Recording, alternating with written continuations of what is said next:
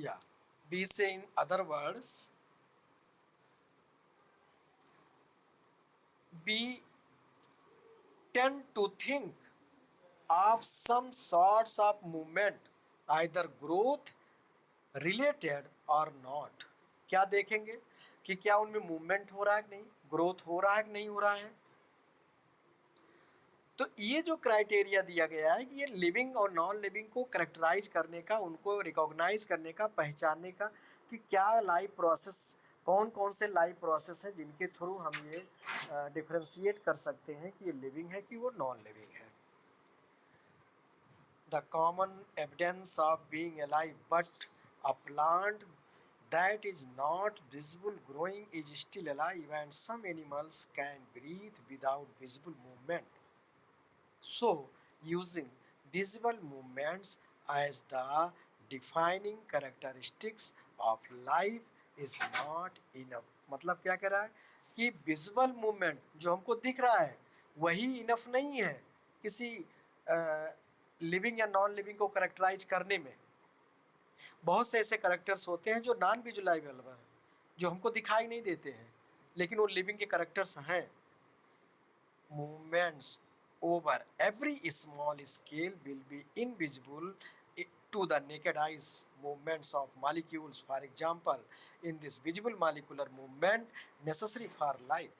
If we ask this question, any molecular movement in them until they infect some cell, and that is partially why there is a controversy about whether they are truly alive or not.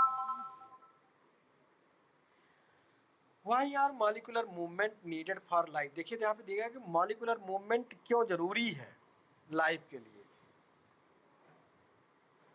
We have seen in earlier classes that living organisms are well organized structure। हमने पहले पढ़ा है कि living organism जो है उनमें well organise structure होता है। एक टिश्यू सिस्टम है, सेल, सेल से टिश्यू, टिश्यू से ऑर्गन, ऑर्गन से ऑर्गन सिस्टम, और ऑर्गन सिस्टम से एक ऑर्गेनिज्म।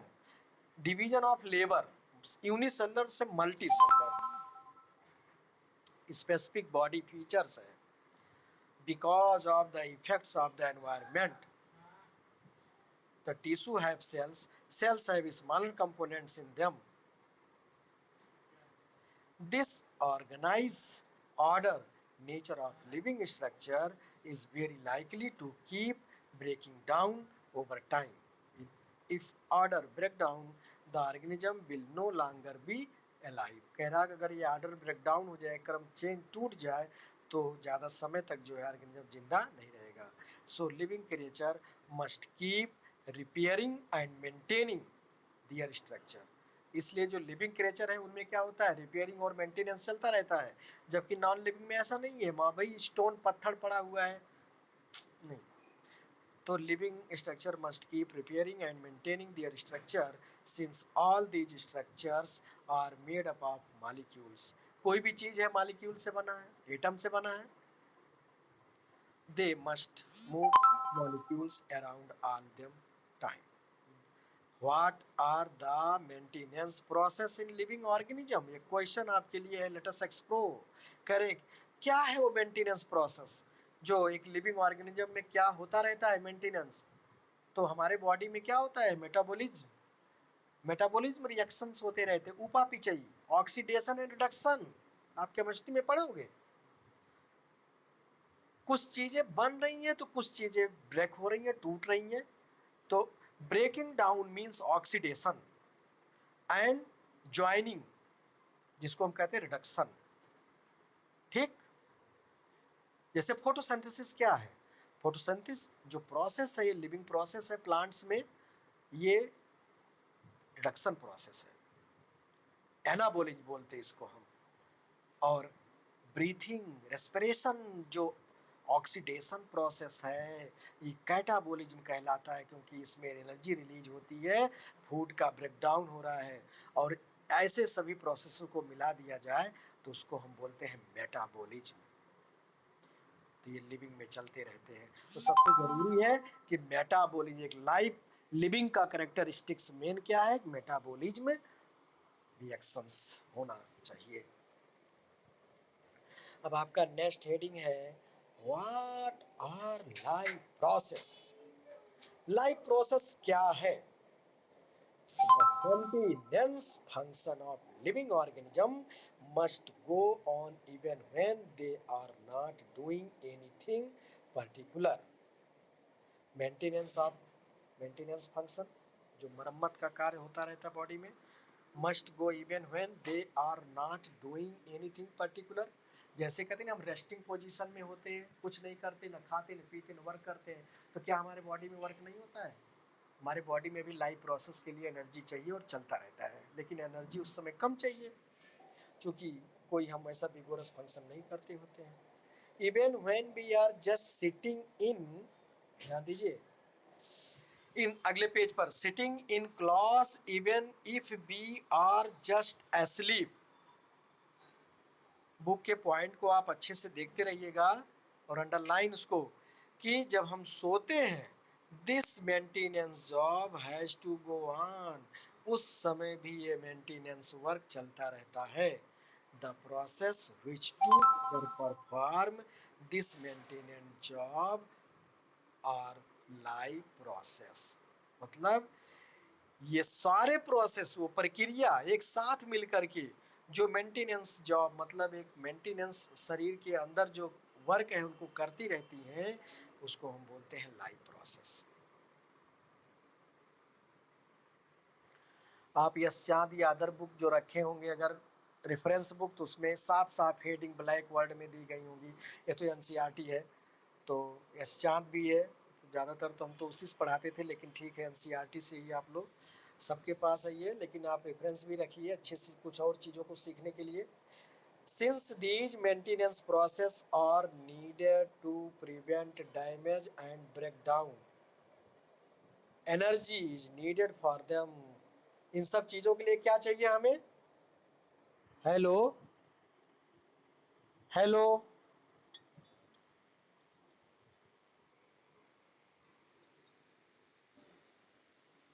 ओके, ऐड मतलब सब सुन रहे हो ना? सही से ध्यान दे रहे हो ना? हेलो, तो हाँ बेटा, हाँ हाँ बोल रहे हैं, मतलब आप लोग भी यस या नो करते रहिए, जो बातें ना समझ में आए पूछते रहिए, जिससे पता चले कि आप लोग हैं, और अच्छे से समझिए। या तो ये लाइफ प्रोसेस के लिए हमें क्या चाहिए? एनर्जी। हाँ, आगे, energy is needed for them. This energy comes from outside of the body the individual organism. Energy कहाँ से आती है? बाहर से। So there must be a process to transfer a source of energy from outside the body of the organism which we call food. तो क्या कहते हैं, एनर्जी हमको किस चीज़ से मिलता है? फूड से। फूड कहाँ से आता है? बाहर साइड से आता है। फूड का सोर्स क्या है? प्लांट और डिफरेंट ऑर्गेनिज्म है।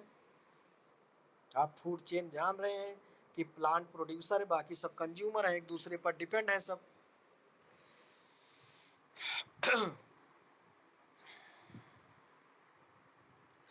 या food body organism.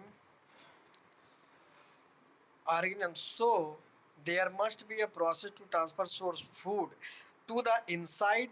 The process we commonly call nutrition. तो इस प्रोसेस को हम क्या बोलते हैं? न्यूट्रिशन। तो सबसे पहला लाइफ प्रोसेस हमको न्यूट्रिशन पढ़ना है, और न्यूट्रिशन इन प्लांट्स पढ़ेंगे हम लोग, न्यूट्रिशन इन एनिमल्स पढ़ेंगे, न्यूट्रिशन इन ह्यूमन बीइंग पढ़ेंगे, और उसी न्यूट्रिशन के तहत डाइजेशन प्रोसेस पूरा पढ़ेंगे हम लोग। तो वही अंडरलाइन कर लीजिएगा, ये कॉमन प्रोसेस जो है, जो टेकिंग फूड और उससे एनर्जी जो मिल रही है हमको, इस प्रोसेस को हम न्यूट्रिशन कहते हैं। न्यूट्रिशन में क्या होता है? Nutrients, we take nutrients for energy and the growth of our body, also be needed from outside. Since life on earth depends on carbon based molecule, जिसको कार्बोहाइड्रेट्स है, फैट्स है, प्रोटीन है, ये सब में कार्बन है।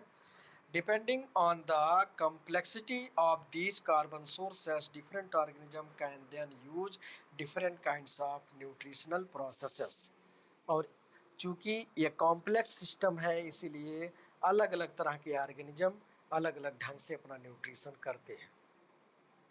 अगला पैरा हेडिंग है आपका paragraph, the outside source of energy could be quite varied since the environment is not under the control of the individual। environment हमारे कंट्रोल में तो है नहीं। these source of energy therefore need to be broken down or built up in the body। क्या होती है? broken down or built in the body। शरीर में या तो उनका टूटना या उनका बनना, and must be finally converted to a uniform source of energy that can be used for the various molecular movement needed for maintaining living structures। Maintaining living structure मतलब अपने बॉडी के अंदर जो डिफरेंट लाइफ प्रोसेस हैं, metabolism activities हैं, उनको करने के लिए एनर्जी रिक्वायर्ड होती है, as well as to the kinds of molecules in the body needs to grow for this series of chemical reaction in the body are necessary। तो अभी हमने आपको बताया था ऑक्सीडाइजिंग और रिडक्सिंग। तो oxidising रिडक्सिंग reactions are some of the most common chemical means to break down molecule। Oxidising, ऑक्सीडाइन में बताया था हमने क्या होता है, जिसमें ऑक्सीजन जुड़े, आप केमिस्ट्री में पढ़ेंगे ऑक्सीडेशन रिएक्शन, और जिसमें रिलीज हो, जो ब्रेक डाउन हो, वो उसको कैटाबोलिज्म बोलते हैं। और एनाबोलिज्म या मतलब रिडक्शन, जिसमें हाइड्रोजन जुड़े ऑक्सीजन रिलीज हो। For this many organism use oxygen source from outside the body। हम लोग ऑक्सीजन बाहर से लेते हैं, प्लांट प्रोड्यूस करते हैं एटमॉस्फेयर से। the process of acquiring oxygen from outside the body and to use it in the process of breakdown of food source। Oxygen respiratory system में मेन क्या ऑक्सीजन है, जो हम फूड डाइजेस्ट करके cell में पहुंचा है, वो ब्लड के थ्रू हमारा ऑक्सीजन भी पहुंचता है, और फिर ग्लाइकोलिसिस प्रोसेस के दौरान पायरुविक एसिड बनेगा, उसके बाद माइटोकॉन्ड्रिया में उसका कार्बोहाइड्रेट्स जो है ब्रेक डाउन हो करके एनर्जी रिलीज होता है। इसको हम सेलुलर रेस्पिरेशन भी कहते हैं, सेलुलर नीड। हाँ, हेलो हेलो।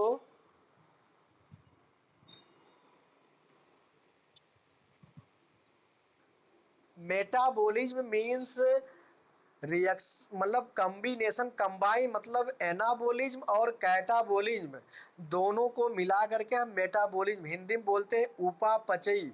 उपचय और अपचय मतलब रिडक्शन एंड ऑक्सीडेशन रिएक्शन, जिसमें एनाबोलिज्म में क्या होता है, जब कोई चीज़ नया बने, तो जैसे फोटोसिंथेसिस है, कार्बन डाइऑक्साइड और हाइड्रोजन, वाटर और सनलाइट की उपस्थिति में ग्लूकोज बना, तो ये क्या एनाबोलिज्म रिएक्शन हो गया, इसमें हाइड्रोजन जुड़ रहा है, तो यहाँ पे एनाबोलिज्म बोलेंगे, इसको रिडक्शन रिएक्शन बोलते हैं।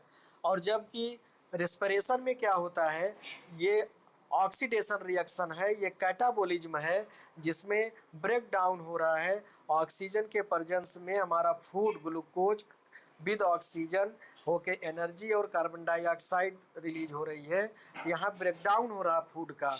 तो ये है, तो ऐसी प्रक्रियाएं हमारे बॉडी में होती रहती हैं, जिससे एनर्जी मिलती रहती है बॉडी को, तो इसी कहते हैं। तो दोनों को मिला करके ये मेटाबॉलिज्म कहलाता है। हाँ,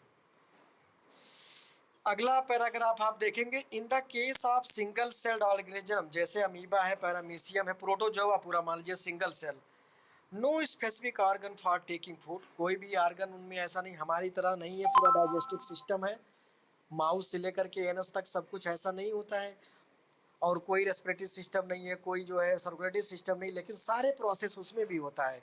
टेकिंग फूड होगा, डाइजेशन होगा, रेस्पिरेशन होगा, सर्कुलेशन होगा, सब कुछ होगा, लेकिन कहाँ होगा, सब सिंगल सेल बॉडी में होता है।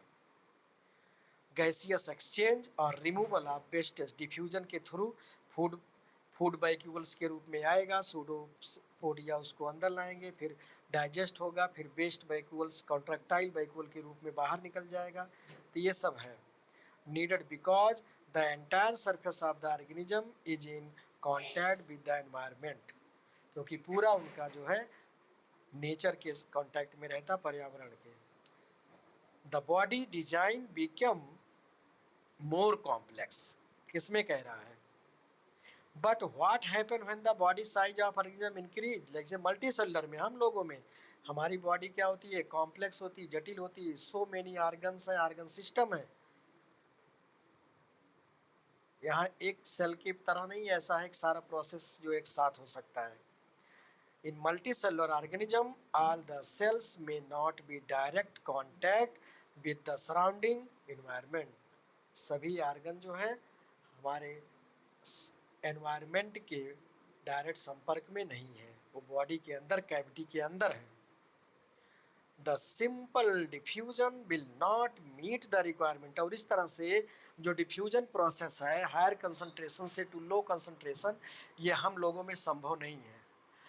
अगर ब्लड का डिफ्यूजन हो हमारे बॉडी में तो 3 साल लगेगा पूरे पैर तक पहुंचने में, तो ये संभव नहीं है। इसीलिए सर्कुलेटरी सिस्टम है, ब्लड के थ्रू ऑक्सीजन पहुंच जा रहा है, फूड पहुंच जा रहा है। अगला पैराग्राफ है, we have seen previously how in multicellular organism various body parts have specialized in the function। Class 8 तक हमने लगभग सारे फंक्शन को पढ़ लिया है, सारे ऑर्गन सिस्टम को पढ़ लिया है, respiratory, digestive, reproductive and skeleton system, muscles, circulate, nervous system सब पढ़ लिया हमने, उसी को हमें यहाँ डिटेल में पढ़ना है। We are familiar with the idea of these specialized tissues and with their organization in the body of the organism. It is therefore not surprising that the uptake of food of the organism. It is therefore not surprising that the uptake the food oxygen will also be the function of specialized tissues. However, this poses a problem since the food and oxygen are now taken up at one place in the body of the organism। क्या कह रहा, food and oxygen are now taken up at one place while the all parts of the body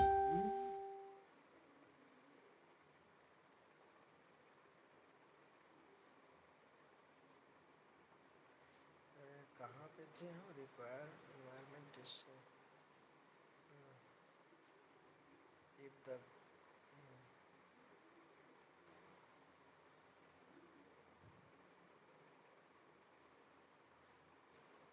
different kinds of nutritious process in the outside sources of management by varied, what are the maintenance pro, ये हो गया, कहाँ पे थे, the simple diffusion, okay अब हो गया, okay we have seen, okay ये भी देख लिया हमने। this situation create the organism while all parts of the body need them। this situation create a need for a transportation system for carrying food। तो क्या है, कैरिंग फूड, फूड को ले जाने के लिए ट्रांसपोर्टेशन सिस्टम, ऑक्सीजन को ले जाने के लिए ट्रांसपोर्टेशन सिस्टम की जरूरत पड़ती है, from one place to another in the body. When chemical reaction use the carbon sources and the oxygen for energy generation, they create byproduct that are not only useless for the cells of the body। तो जब food और oxygen का chemical reaction होता है, मतलब mitochondria में burn होता है भोजन हमारा, तो ये दोनों सप्लाई किसके थ्रू हुआ, ट्रांसपोर्टेशन सिस्टम ब्लड के थ्रू, क्योंकि डिफ्यूजन से नहीं हो सकता ये मल्टीसेलुलर में। और वहाँ पे जो बाई प्रोडक्ट बन रहा है, कार्बन डाइऑक्साइड बन रहा है, वाटर बन रहा है, एनर्जी बन रहा है, तो ये कह रहा ओनली यूजलेस ही नहीं है for the cells of the body but could even be harmful, ये नुकसानदायक भी है। These waste by products are there for needed to remove, इसलिए ये जो वेस्ट प्रोडक्ट या बाई प्रोडक्ट बन रहा है इनको बॉडी से निकालना भी जरूरी है। और वो भी किसके द्वारा हो रहा है? Discarded by the process called excretion, उत्सर्जन प्रोसेस के द्वारा। अब डिफरेंट आर्गन है, एक्सक्रीटरी आर्गन है, किडनी मेन है, लंग्स हमारा है जिससे CO2 जो है ब्लड के थ्रू बाहर निकल रहा है, स्किन है एक्सक्रीटरी सिस्टम, और लंग्स में जो यूरिया बन रहा है लिवर में वो मेन एक्सक्रीटरी प्रोडक्ट है जो यूरिन के रूप में बाहर निकल रहा है किडनी के द्वारा, और अदर वेस्ट प्रोडक्ट हैं। If the basic rules for body design in multicellular organism are followed, a specialized tissue for excretion will be developed, which means that the transportation system will need to transport waste away। तो हम transportation system को भी पढ़ेंगे इसमें, और excretory system को भी पढ़ेंगे। 4 लाइफ प्रोसेस है, न्यूट्रिशन, रेस्पिरेशन या रेस्पिरेटरी सिस्टम, सर्कुलेटरी सिस्टम और एक्सक्रीटरी सिस्टम। तो सब एक दूसरे से कनेक्ट है, सबका रोल है अपना। यहाँ पे कुछ क्वेश्चन दिए गए, इसको आप करिएगा। Why diffusion insufficient to meet the oxygen requirement of multi, क्यों डिफ्यूजन अपर्याप्त है मल्टी सेलुलर ऑर्गेनिज्म में बॉडी तक पहुँचने। बताया हमने अभी कि हमारा मल्टी सेलुलर हम ऑर्गेनिज्म है और एक स्पेशलाइज्ड ऑर्गन टिश्यू सिस्टम यहाँ पे है। तो अगर ऑक्सीजन डिफ्यूजन के थ्रू हो रहा है तो एक लॉन्ग प्रोसेस है। बताया हमने कि अगर ऑक्सीजन पहुंचना है बॉडी में और पूरे शरीर के नीचे पार्ट तक जाना है, टोस तक, तो 3 साल लगेगा। डिफ्यूजन से अगर है तो इतना प्रोसेस हम कर सकते हैं नहीं, इतना लंबा। तो यूनिसेलुलर में चूंकि एक ही सेल्स है और वहाँ डिफ्यूजन, तो ये इसका कारण बना। दूसरा है what criteria do we use to decide whether something is alive, कौन सा क्राइटेरिया है जो हम यूज करते हैं कुछ कोई जिंदा है कि नहीं। क्या देखते हैं? हमने बताया मेन प्रोसेस क्या है, मेटाबॉलिज्म। अगर उसके अंदर मेटाबॉलिज्म प्रोसेस हो रही हैं, उपापचयी क्रियाएं हो रही हैं, मतलब ये ब्रीथिंग, रेस्पिरेशन, सर्कुलेशन या और इस चीज़ें हो रही हैं, तो मेन जो है इसका यही है। बाकी तो सांस ले रहा है या मूव कर रहा है या और चीज़ें हैं तो देख के हम लिविंग बता सकते हैं। What are outside raw material used for by an organism? Outside raw material है जो कि ऑर्गेनिज्म के द्वारा यूज होता है। क्या क्या भाई? फूड है, ऑक्सीजन है, वाटर है, इन्हीं को तो हम लेते हैं अपने बॉडी के अंदर। अगला है what process would you consider essential for maintaining life, कौन सा प्रोसेस है जो मेंटेनिंग लाइफ को, तो लाइफ प्रोसेस जिसको कहते हैं, लाइफ प्रोसेस में आपका nutrition, respiration, circulation and excretion, तो ये मेटाबॉलिज्म। अब आपका आया first heading, first life process nutrition. When we walk or ride a bicycle, we are using the energy। जब हम कोई काम करते, मान लीजिए चाहे चल रहे हो, चाहे साइकिल चला रहे हो, कुछ भी कर रहे हैं, एक्सरसाइज कर रहे हैं, तो एनर्जी चाहिए। Even when we are not doing any apparent activity, अगर हम कुछ ऐसा और कार्य भी नहीं कर रहे हैं फिर भी हमें मेंटेनिंग लाइफ प्रोसेस करने के लिए order in our body energy need। We also need materials from outside in order to grow। अब वो मटेरियल क्या है? फूड है, develop synthesis protein and other substances needed in the body. This source of energy and material is the food we eat. और ये क्या है? Food we ईट, जिसको हम खाते हैं। तो एनर्जी कहाँ से मिलेगा हमें? फूड से। और फूड कहाँ से मिल रहा है हमें? प्लांट और एनिमल से। अगला है heading how do living things get their food, कैसे पाते भैया? तो the general requirement for energy and Materials is common in all organism, but it is fulfilled in different ways. तरह तरह से हम अपना भोजन हमारे लेने का सिस्टम अलग है. एनिमल्स का अलग है, इंसेक्ट का अलग है, अदर का अलग, बर्ड्स का अलग है. इन the form of carbon dioxide and water. Plants जो है अपना भोजन कैसे लेते हैं? कार्बन डाइऑक्साइड और वाटर से फोटोसिंथेसिस करते हैं वो लोग, अपना भोजन स्वयं बना लेते हैं. Organism utilise complex synthesis. These complex substances have to be broken down into simpler ones before they can be used for the upkeep and growth of the body. एक तरह से यही डाइजेशन का प्रोसेस है. Complex food substances break down into simpler or that easily consumable, we release energy. To achieve this, organism use bio catalyst, जिसको हम enzyme underline कर लीजिएगा, सब एंजाइम कहते हैं. बायो कैटालिस्ट आप केमिस्ट्री पढ़ते हो, कैटालिस्ट प्रेरक का काम करता है, उत्प्रेरक जो रिएक्शन को बढ़ा देता है. तो एंजाइम भी होते हैं जो अपने प्रेजेंस में डाइजेशन में हेल्प करते हैं. दस the heterotroph survival depends directly और इनडायरेक्टली ऑन ऑटोट्रॉफ्स. इस तरह से जो हेट्रोट्रॉपिक न्यूट्रिशन वाले हैं, विषम भोजी हैं, वो डायरेक्ट या इनडायरेक्ट रूप से ऑटोट्रॉपिक न्यूट्रिशन जो अपना पोषण स्वयं करते हैं, अपना भोजन स्वयं बना लेते हैं, उस पर हम डिपेंड हैं. तो heterotrophic organism include animals and fungus, और ऑटोट्रॉपिक्स में ग्रीन प्लांट है और सम माइक्रो ऑर्गेनिज्म बैक्टीरिया. अब आपका नेक्स्ट हेडिंग है autotrophic nutrition. Auto mean self, trophic मतलब न्यूट्रिशन मतलब सेल्फ मोड है, स्वतः जो है पोषण. Carbon and energy requirements of the autotrophic organism are fulfilled by photosynthesis, प्रकाश संश्लेषण. तो photosynthesis is a chemical process in which green plant take outside from carbon dioxide, water, minerals and sunlight presence chlorophyll. अपना भोजन बनाने की प्रक्रिया को कहते हैं photosynthesis.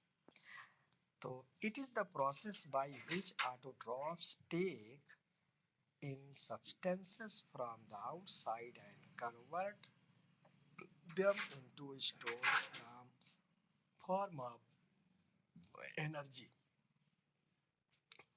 This material is taken in the form of carbon dioxide and water, which converted into the carbohydrate. In the presence of sunlight, chlorophyll, carbohydrates are utilized for providing energy to the plant.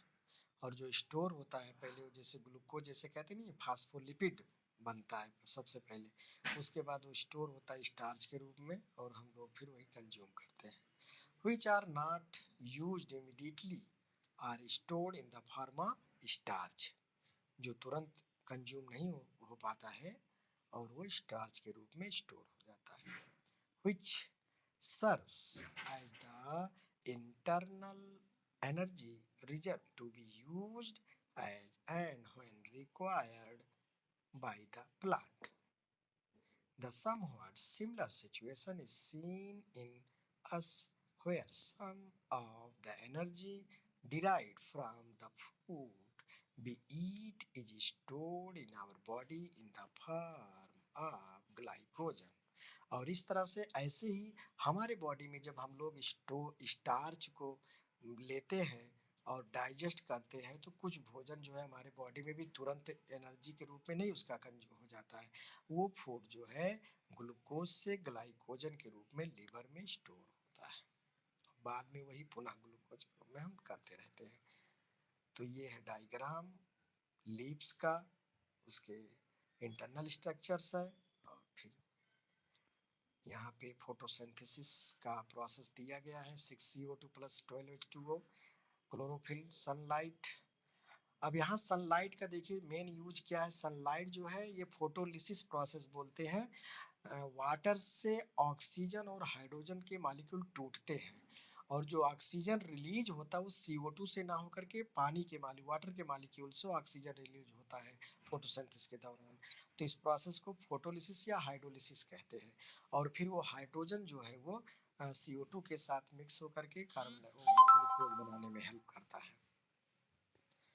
तो ये देखिए different process में दिया गया steps में। Absorption of light energy by the chlorophyll. अगला conversion of light energy into chemical energy. Light energy को chemical energy के रूप में कन्वर्ट होती है। Splitting of water molecules into hydrogen and oxygen, टूटना। Reduction of carbon dioxide to carbohydrate, बताया हमने ना, रिडक्शन मतलब हाइड्रोजन का जुड़ना। तो कार्बन डाइऑक्साइड हाइड्रोजन के साथ मिलकर के कार्बोहाइड्रेट्स बनाती है। और ये फोटोसिंथेसिस भी दो प्रोसेस में होते हैं, एक लाइट रिएक्शन एक डार्क रिएक्शन। तो ये क्लोरोफिल जो दिख रहा है आपको, क्लोरोप्लास्ट है, ये मेजोफिल्स में, लीव्स की मेजोफिल्स में होती है। इसमें टू टाइप की सेल मतलब बोलते हैं, थैलेकॉइड, ग्रेना। ग्रेना में एक सिंगुलर उसका थैलेकॉइड होता है जहाँ पे लाइट रिएक्शन होता है। उसके बाद का सारा प्रोसेस जो है डार्क रिएक्शन जो कहलाता है, स्टोमा में उसके होता है। ठीक ना। तो स्टोमा में डार्क मतलब ये नहीं कि अंधेरे में होता है, मतलब उसमें लाइट की जरूरत अब नहीं है, ये कहलाता है। Plants take carbon dioxide at night. Desert plant देखिए चूंकि क्या होते हैं, ये रात में कार्बन डाइऑक्साइड लेते हैं and prepare an intermediate which is acted upon by the energy absorbed by the chlorophyll during the day। और उस तरह से ये जब दिन के समय क्लोरोफिल जो है सनलाइट को एब्जॉर्ब करती है और भोजन अपना ये बनाते हैं। Let us see how each of the component of the above reaction are necessary for photosynthesis.